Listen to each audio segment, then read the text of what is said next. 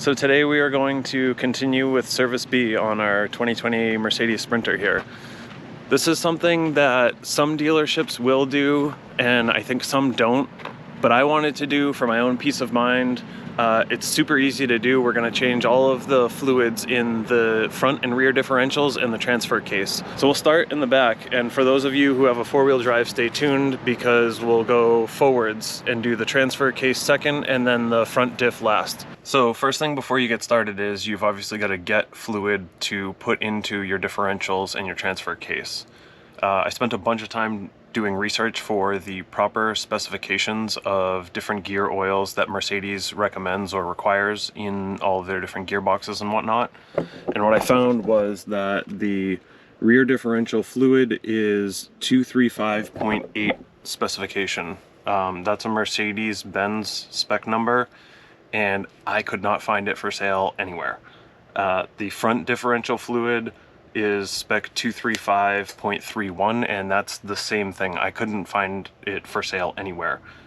The recommended weight is 80W90, and the total combined for the two cavities is about 3 liters. I used a little less than 2 liters in the rear differential, and I used a little less than 1 liter in the front differential. So if you buy 3 liters, you should have plenty to do both. If any of you guys have found the correct Mercedes-Benz specification gear oils for sale anywhere, leave a comment down below because I would love to be able to find them. The fluid that I ultimately used in our front and rear differentials was Valvoline Durablend full synthetic 80-90 weight gear oil. It seems to be working so far, but we don't have a lot of mileage on it since then, so I can't confirm that it's great, better, bad, awful, gonna explode the differentials or whatever, but we'll see. And I will definitely let you guys know if something catastrophic happens. For the transfer case oil, I was told by Mercedes-Benz that it uses the same fluid as the transmission does. However, that's not what I found. When I drained the fluid out of our transmission, it was like a blue-green color, which is ATF134FE. When I went to drain the fluid out of our transfer case, it was red, which is ATF134. So at the time I had a quart of ATF134FE on hand, but I wasn't comfortable putting in a fluid that I knew to be different when I knew that I could get the right one. So I exchanged it for the correct fluid, the red fluid, and I put that in. I don't know if that's the case across all of the Sprinters or if they mixed and matched fluids and transmissions and transfer cases, but just pay attention to the color of the fluid that you drain out and make sure that it matches the color of the fluid that you put back in if you're using one of those ATF products. I only used about 1 quart of fluid to fill up the transfer case. I honestly think it was a little bit less than a quart. If you've got a quart of fluid, you should be good.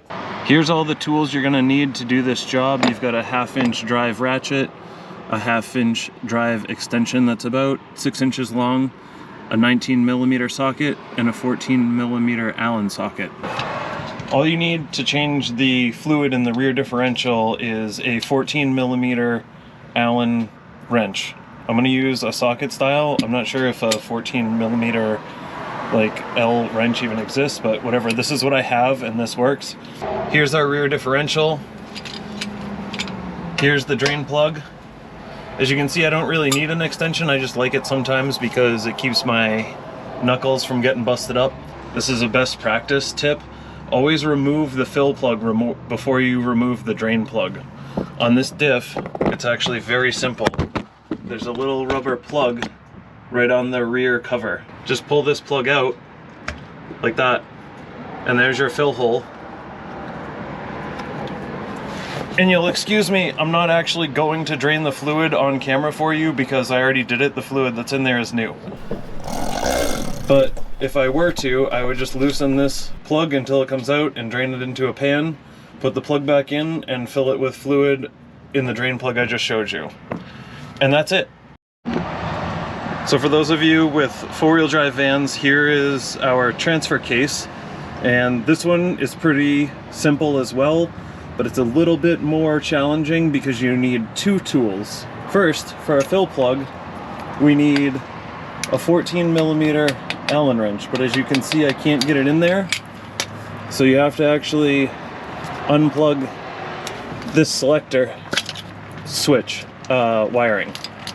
It's not really a switch, I guess. It's a selector motor wiring. That should give you access to get your socket into the fill plug and loosen that up, which again, I'm not gonna do because I already did it off camera. The drain plug is a 19 millimeter standard hex.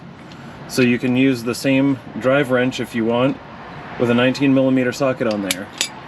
Pull this plug, let the fluid drain out, put the plug back in, fill it in this hole and put this plug back in, and make sure to plug the connector back in, and you're done.